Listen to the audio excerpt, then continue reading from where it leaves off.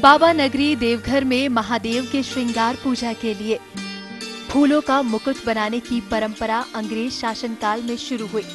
इस परंपरा का आज भी मंडल कारा के जेलर और कैदी उसी श्रद्धा और विश्वास के साथ निर्वहन करते आ रहे हैं। जिस आस्था और विश्वास के साथ इस परंपरा की उस वक्त शुरुआत हुई थी,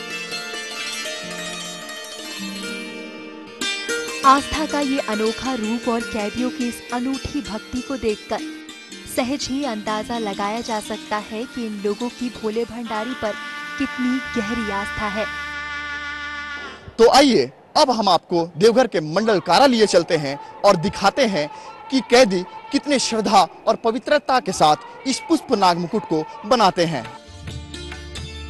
जेल के अंदर इस मुकुट को बनाने के लिए 7 कैदियों की टोली बनाई जाती है।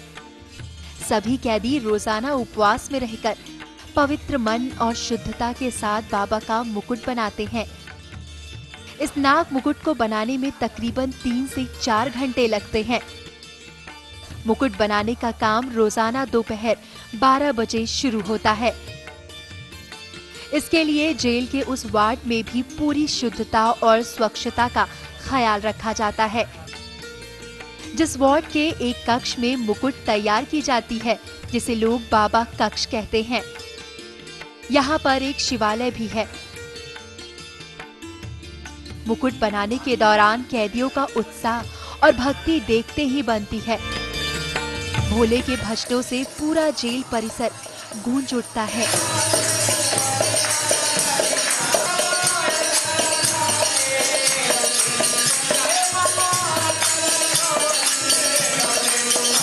भोले की भक्ति में पूरी तरह से डूबकर कैदी इस सुंदर मुकुट का निर्माण करते हैं।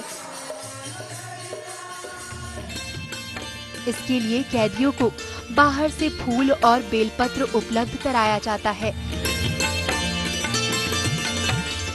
मुकुट निर्माण के बाद शाम को जेलकर्मी इस नाग मुकुट को कंधे पर उठाकर भोले बाबा का जयकारा लगाते हुए मंदिर तक पहुंचते हैं।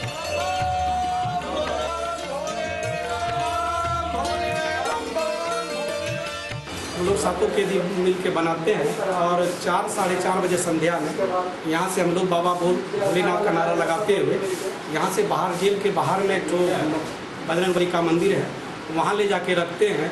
फिर बाहर से पंडित वगैरह आते हैं जो उनको यहाँ से बोल बम का नारा लगाते हुए मंदिर तक ले जाता है।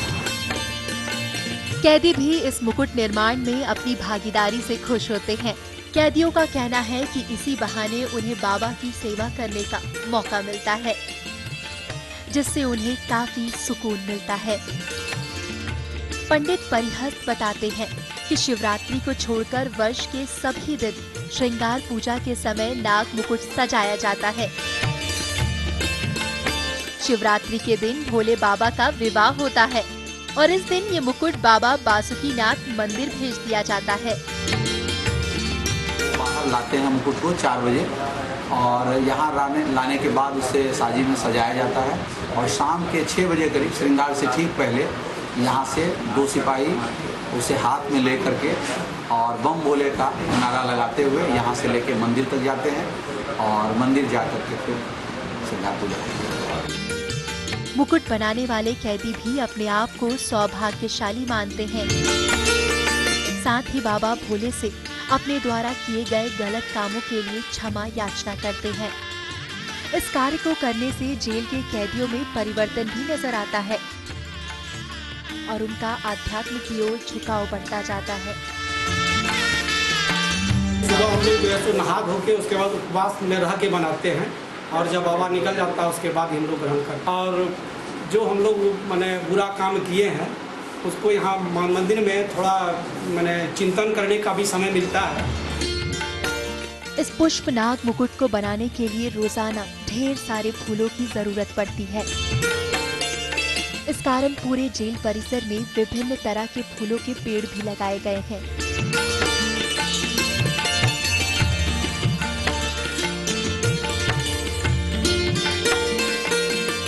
बावजूद इसके फूल कम पड़ने पर जेल के सिपाही रोजाना सुबह शहर के बगीचों से फूल तोड़ कर लाते हैं, जिससे कैदी मुकुट का निर्माण करते हैं।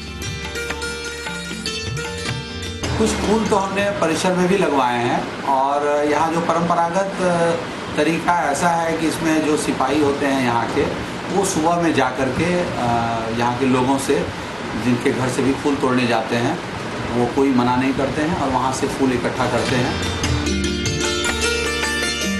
आस्था की यह अनूठी परंपरा आपको केवल बाबा नगरी देवघर में ही देखने को मिलेगी। कहा जाता है बाबा के इस दरबार से कोई भी भक्त खाली हाथ नहीं लौटता। जो भक्त सच्चे मन से बाबा की पूजा अर्चना करते हैं, बाबा उनकी मुराद अवश्य पूरी करते हैं। और इसी विश्वास के साथ यहाँ के कैदी सदियों पुरानी इस परंपरा को आज भी निभा रहे हैं। आस्था की ये अनूठी परंपरा आपको केवल बाबा नगरी देवघर में ही देखने को मिलेगी। कहा जाता है इस दरबार में कोई भी भक्त खाली हाथ नहीं लौटता। जो भक्त सच्चे मन और श्रद्धा से बाबा भोले की पूजा अर्चना करते हैं, बाबा भोले उनकी सभी मुरादें पूरी करते हैं। कैमरा पर्सन राशिद के साथ रजनीश कुमार, कशिश न्यूज, देवघर।